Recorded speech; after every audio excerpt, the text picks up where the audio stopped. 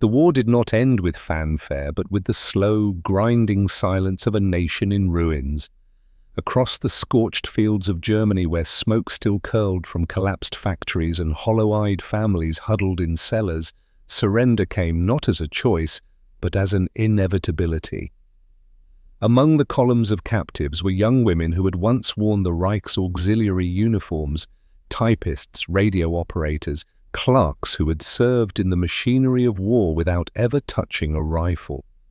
They had been told stories of what awaited them if captured: degradation, cruelty, starvation at the hands of the enemy. And yet, as they were marched toward the custody of American soldiers, clutching what little they carried, the world they stepped into would unravel those warnings piece by piece. For them, captivity would not be the punishment they expected, but a disorienting encounter with dignity, abundance, and kindness that unsettled them more deeply than threats ever could. Before we walk further into their journey, I invite you to remain with us in this story.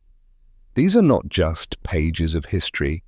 They are fragments of human experience that reveal how fragile fear can be and how powerful small acts of humanity become in the shadows of devastation. If you wish to keep these voices alive, to ensure the echoes of their footsteps are not lost to time, then like this story, share it, and subscribe so the past remains something more than dust on forgotten ruins. The spring of 1945 was neither gentle nor green. Across Germany, the earth was blackened and brittle, its fields scarred by tank treads and its villages reduced to husks of stone. Smoke clung to the horizon long after the last shells had fallen, and the wind carried the bitter smell of ash mixed with damp soil. Along a crumbling road that once led to thriving market towns, a column of women walked slowly, their boots grinding against gravel, their eyes fixed downward as though the ground itself might swallow them. These were auxiliaries of the Reich, secretaries, radio operators, messengers who had once believed themselves part of a machine too vast to fail. Now, stripped of certainty and insignia, they were captives in waiting, bound for the custody of the Americans. For years they had been told that surrender meant humiliation. Propaganda reels had warned them of American cruelty, of soldiers who would tear dignity from them as easily as they tore through cities. Some whispered that starvation awaited them, others that violence would become their daily bread. And so they walked in silence, their fear as heavy as the satchels they carried. Each step was a step away from the ruins of a homeland, but also away from the only life they had ever known. The Americans who received them stood at the roadside, their uniforms clean, their rifles angled, not with malice, but with watchful authority. The women dared not meet their eyes. They expected shouting, blows, perhaps the public stripping of their ranks. Yet the commands came curtly, without venom. Only the universal gestures of order: move here, sit there, form lines. This absence of cruelty was disorienting. In the vacuum left by fear, suspicion grew. Perhaps this restraint was only a prelude, a mask before the true punishment began. At night, the column halted in makeshift camps, sleeping in fields still damp with spring rain. The women huddled together for warmth, their conversation fractured by exhaustion. Some whispered prayers, some muttered fragments of songs from a childhood that now seemed to belong to another lifetime. Hunger gnawed at them constantly. Their rations had dwindled to crusts, scavenged along the road. They wondered whether captivity would bring bread or only sharpen the hunger that had already hollowed them. One evening, as the column rested near the edge of a shattered village, an American truck approached. Soldiers stepped down and distributed tins of food: beans, meat, bread, still warm from some unseen oven. The women hesitated, frozen by disbelief. Surely it was a trick, a moment of false mercy before degradation.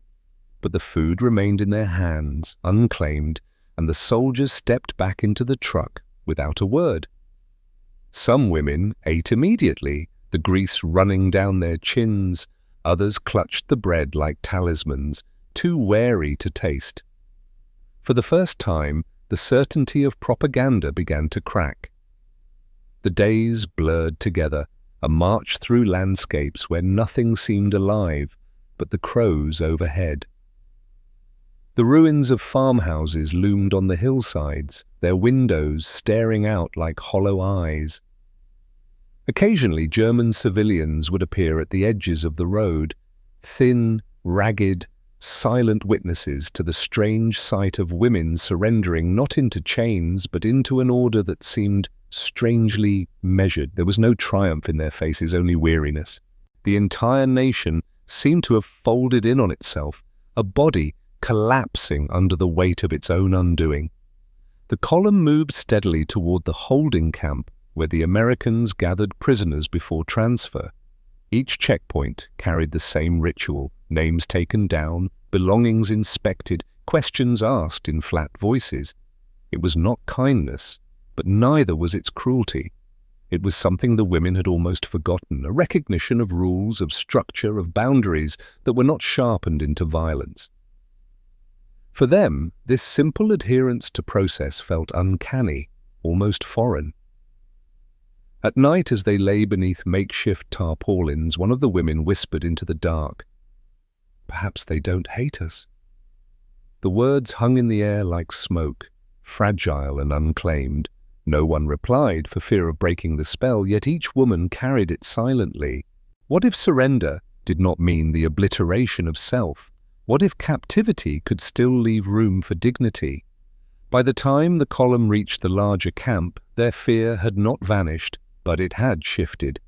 They no longer braced for blows at every command, no longer flinched at each passing soldier. Instead, a different dread began to surface, of what lay ahead, across the sea, beyond the fences they had yet to see. They had stepped out of the Reich's shadow, but the path forward remained as uncertain as the smoke still rising from their homeland. The gates of the holding camp swung open, and the women were ushered inside. Rows of tents stretched across the field, guarded but orderly, a place not of chaos but of strange containment. For the first time, the columns of surrender had reached their end, and the journey into captivity had truly begun. The holding camp was only a pause, a liminal space between one world and another. Days passed in a kind of suspended stillness, with the women crowded into rows of canvas tents, their movements measured by whistles, their meals served in tin trays that clattered in their hands. They remained wary, waiting for the cruelty they had been promised to finally reveal itself. Yet it did not come. The guards barked orders, yes, but with a precision that lacked spite. Food was given in steady portions. Medical officers checked fevers, bandaged wounds, distributed tablets that tasted chalky but eased the sickness gnawing at their stomachs. It was not kindness in the way they understood it, but it was care nonetheless, and that made it all the more disorienting. One morning the orders changed. They were marched from the camp toward the railway yard, the clang of boots on metal grates echoing like a drumbeat. Boxcars stood waiting, not cattle wagons, but passenger trains, stripped of luxury, their benches hard, their windows smeared with soot. Rumors rippled among them. They were to be shipped, not east or south, but west, beyond the ocean itself. The Reich had collapsed, yet even in surrender, the Americans were moving prisoners across seas, as if captivity were a tide that swept them out of Europe entirely. The journey across France to the port city was long and disjointed. The train rattled through landscapes scarred by bombardment, villages reduced to hollow shells, fields dotted with rusting wreckage. Through the windows, the women saw faces watching them, French civilians with narrowed eyes, children clutching the hands of mothers who did not wave. In those gazes lay no mercy, only the quiet burn of bitterness. Some women turned away, unable to bear the weight of those silent verdicts. Others stared back defiantly, clinging to the scraps of pride the Reich had once demanded of them. At the port, the sight that awaited them was staggering. A transport ship loomed at the docks, its steel hull rising like a black wall against the pale horizon. Crates and supplies were hauled by cranes overhead, while American soldiers guided columns of prisoners up the gangplank. The air was heavy with salt and oil, the cries of gulls mingling with the barked cadence of orders. For many of the women, this was the first time they had ever seen the sea, and the vastness of it unsettled them more than the barbed wire had. The Atlantic stretched endlessly, a promise of distance so great it made their homeland feel as if it were already fading into myth. Below deck, the quarters were cramped but structured. Rows of bunks lined the steel walls, stacked in tiers, smelling of disinfectant and oil. They expected darkness, filth, the reek of rot. Instead, the space was lit with electric bulbs that hummed overhead, and though crowded, it was clean. Meals arrived 3 times a day, thick stews, bread, even fruit on occasion. The women, thin and hollow-eyed from months of rationing, ate cautiously at first, as though the generosity might vanish if they consumed it too greedily. Some wept quietly into their bowls, the warmth of the food almost unbearable in its unfamiliarity. Seasickness struck quickly as the ship pushed into open water. The Atlantic rolled beneath them with a ceaseless rhythm, and the bunks creaked as bodies shifted, retched, groaned. American medics walked the aisles, handing out tablets and cups of water. This too confounded the prisoners. To be tended to in weakness by the enemy felt like a violation of everything they had been taught. "Why do they do this?" one woman muttered to another, clutching her stomach as a soldier steadied her arm. There was no answer, only the silence of disbelief.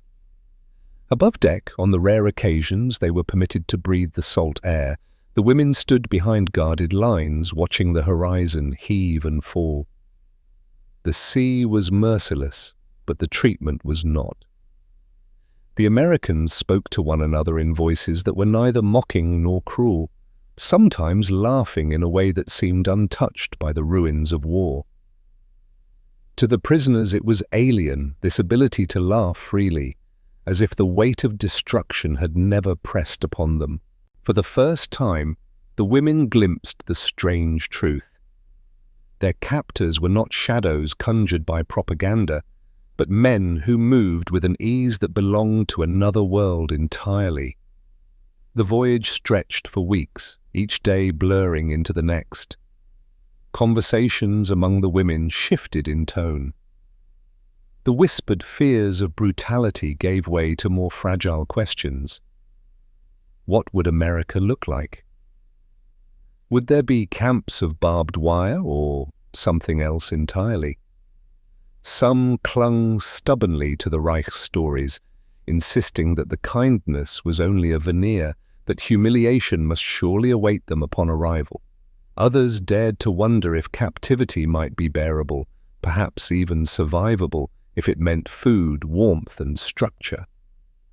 At night, as the ship groaned against the waves, they lay awake listening to the distant hum of engines, the creak of steel, and the muffled voices of guards on watch. The sea outside was infinite, the stars cold and brilliant above it.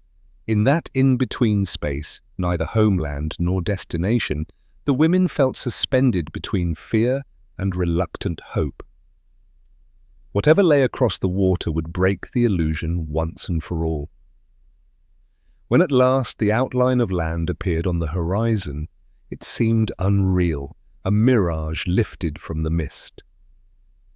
America, distant, enemy, unimaginable, was no longer a word in propaganda reels, but a reality rising before their eyes. Their journey across the Atlantic had ended, but their confrontation with the unknown had only just begun.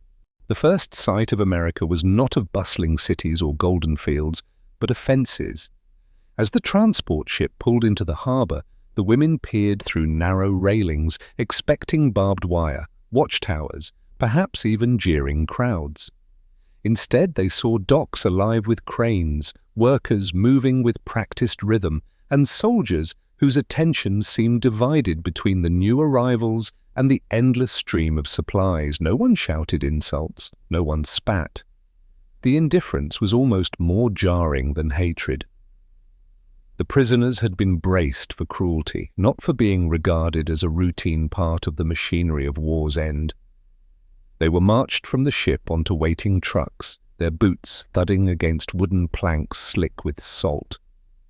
The roads stretched out into a landscape that felt impossibly foreign, fields unscarred by craters, houses still whole, trees budding with spring.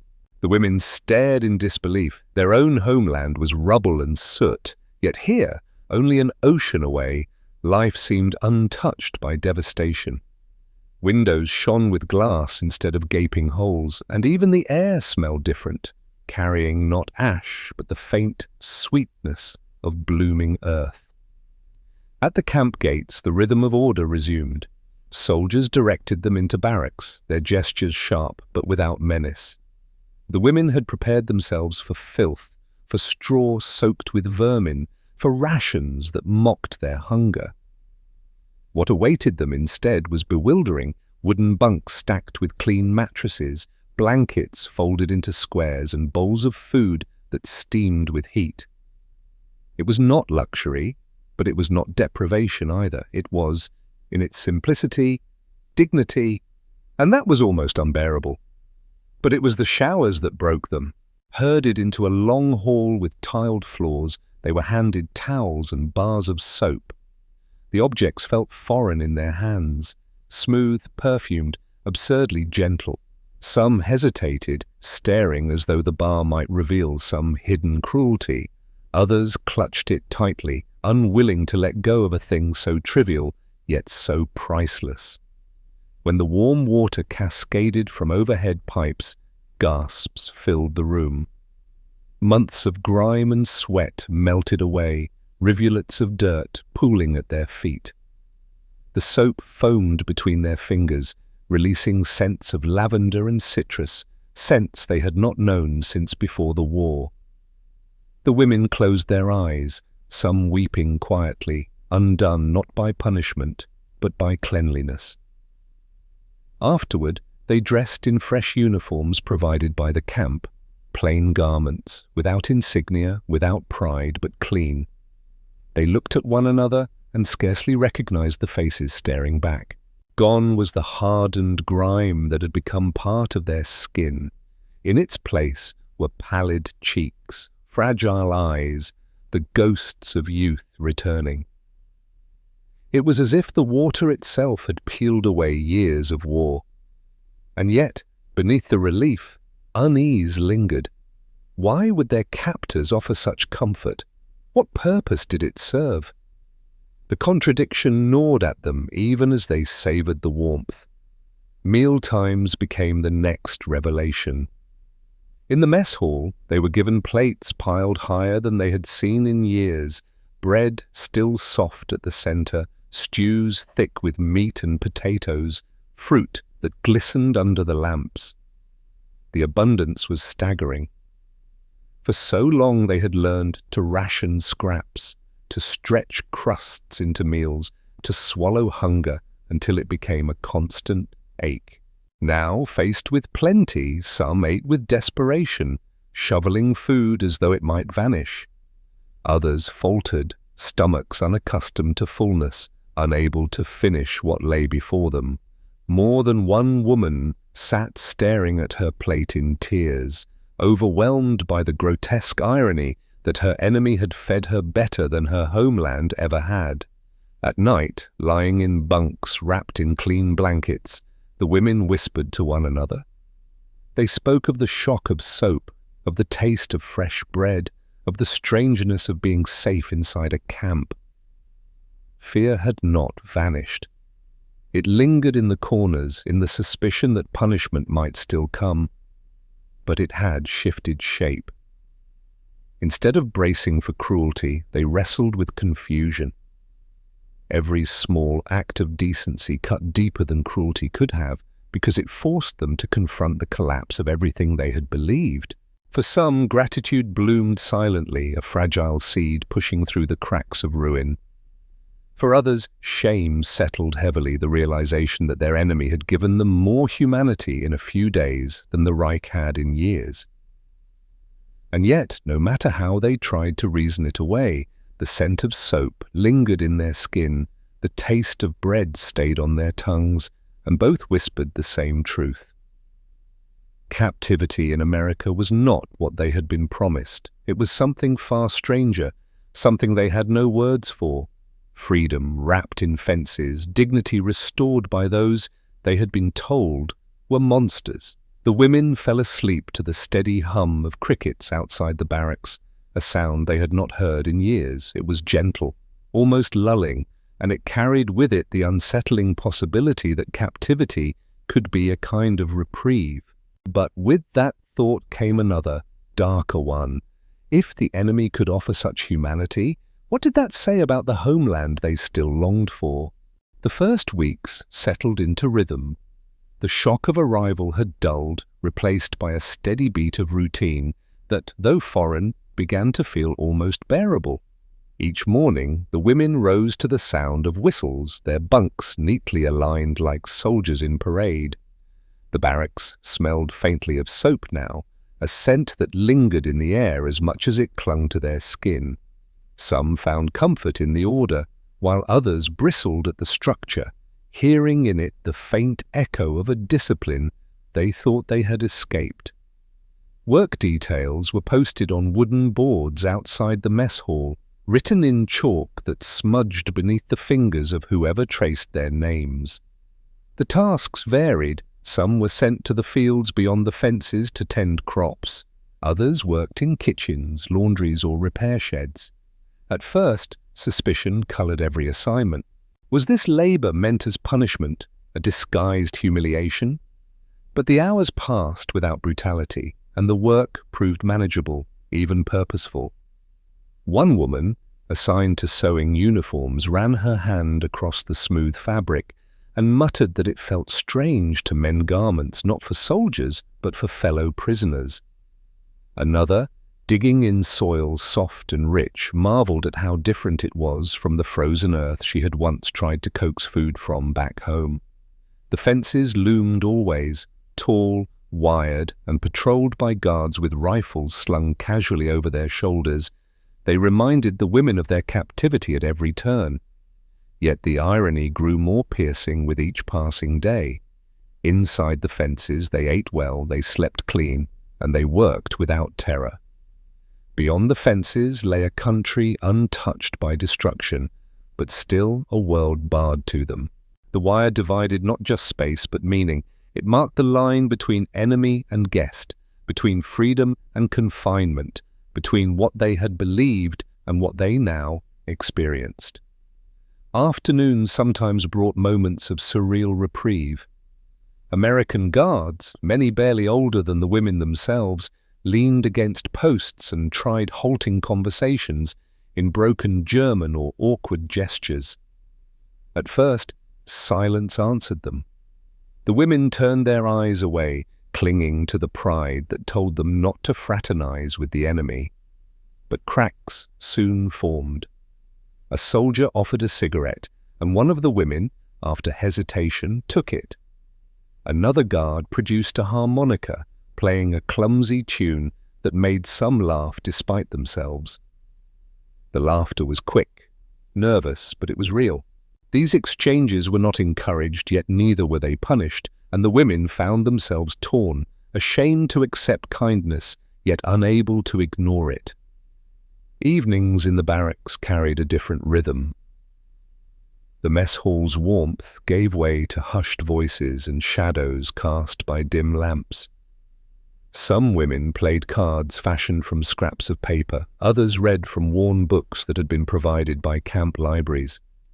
There were prayers whispered in corners, diaries written in secret, songs hummed quietly in the dark. Each act was a thread that stitched together a semblance of normal life. Yet the normalcy unsettled them. They had been prepared for cruelty, but not for this quiet kindness, not for this strange halfway existence where survival was not the challenge, understanding was. Letters soon became part of the rhythm. Paper, envelopes, and pencils were distributed, and the women were told they could write home. The announcement left them stunned. To send words back across the ocean to families they had not seen in years felt like a dream, yet the reality was harder. What could they say? How could they describe captivity without confessing the unthinkable, that it was gentler than the freedom they had left behind? Many wrote cautiously, speaking of health and safety, avoiding details that would draw suspicion from censors or shame from loved ones. But hidden in their lines were small truths, mentions of clean beds, of food enough to eat, of days that passed without bombs overhead. For some, writing these things felt like betrayal. For others, it felt like a confession of guilt. The women also confronted the silence of memory. In the stillness of night, when the camp quieted and the hum of crickets filled the air, images of home returned, streets reduced to rubble, faces of family members blurred by hunger, the sharp crack of air raids. Against the backdrop of their current safety, those memories cut deeper, filling them with a torment that comfort could not soothe. A few wept quietly, ashamed to be broken not by punishment, but by mercy. Weeks turned into months, and the women grew accustomed to life behind the fences. Their bodies, nourished by steady meals, grew stronger. Their skin, healed by soap and water, lost the hardened grime of war. Yet with each improvement came a deepening unease. They were becoming healthier under the care of those they had been taught to hate. The paradox weighed heavily, especially on those who still clung to loyalty. To admit the enemy's humanity was to unravel the certainty that had carried them through years of hardship, and so they lived caught in the tension between gratitude and pride, between acceptance and resistance. Every morning they woke to fences, every night they fell asleep within them, and in between lay a life neither wholly cruel nor wholly free. It was captivity, yes, but a captivity that revealed more about themselves than they wished to see. By the time winter drifted across the camp, the women had long since surrendered to the rhythm of captivity. What began as shock and fear had softened into something more complex, a space where dignity was returned in fragments, yet always under the shadow of the wire. It was in those cold months, with frost glittering along the fences like strands of glass, that the full weight of their experience came into focus. The camp had ceased to feel like a punishment. Instead, it became a mirror. Every kindness, every gesture of unexpected humanity reflected back an image of themselves that they struggled to recognize. They were no longer only the auxiliaries of a fallen Reich, nor only the broken figures who had walked from ruins into the arms of an enemy. They were women living in a strange in-between, cared for by those they had once been taught to despise. This contradiction shaped every thought, every quiet conversation beneath the lamps at night. Some resisted the mirror. They clung to the pride instilled by years of propaganda, reminding themselves that this civility was nothing but disguise, that the enemy must surely hide cruelty behind its gentleness. They spoke with clipped voices, wrote letters laced with suspicion, and carried themselves with a posture of defiance.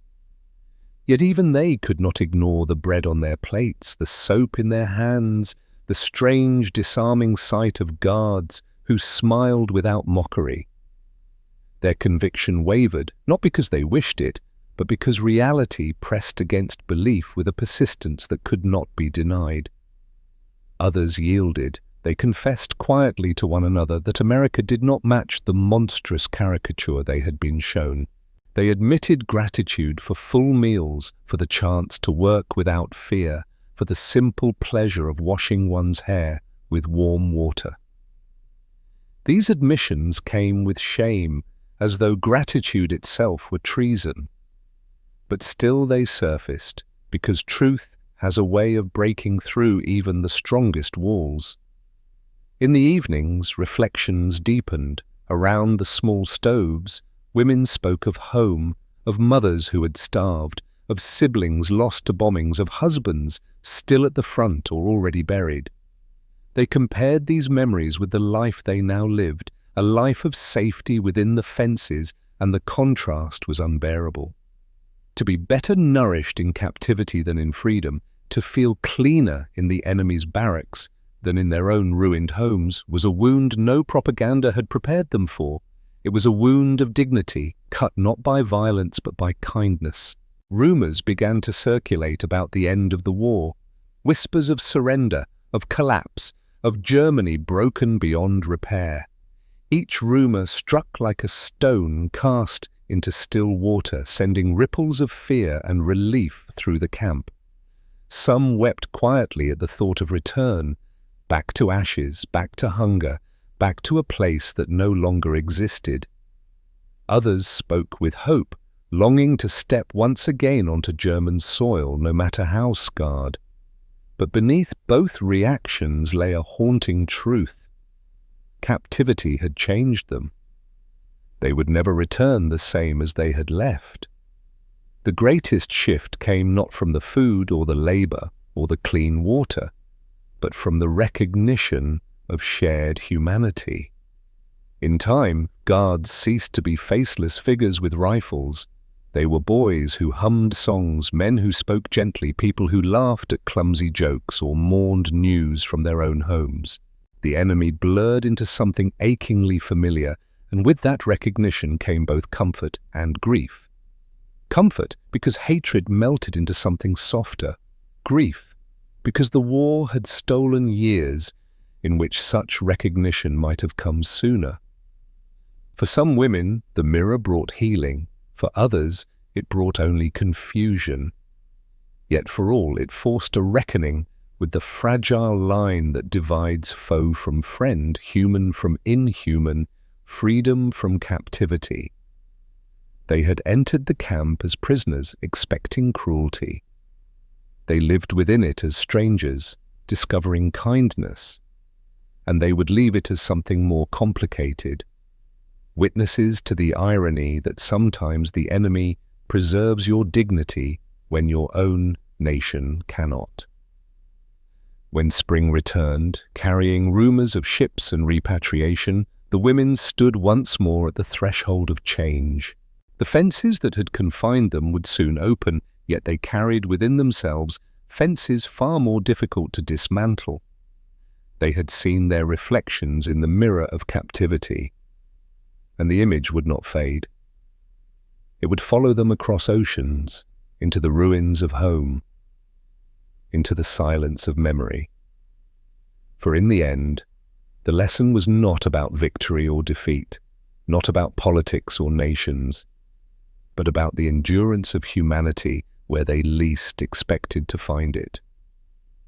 Within fences, they had discovered that kindness can cut deeper than cruelty, and that the enemy, when stripped of uniforms and weapons, can sometimes reveal the very face of one's own longing for dignity, for warmth, for simple human recognition.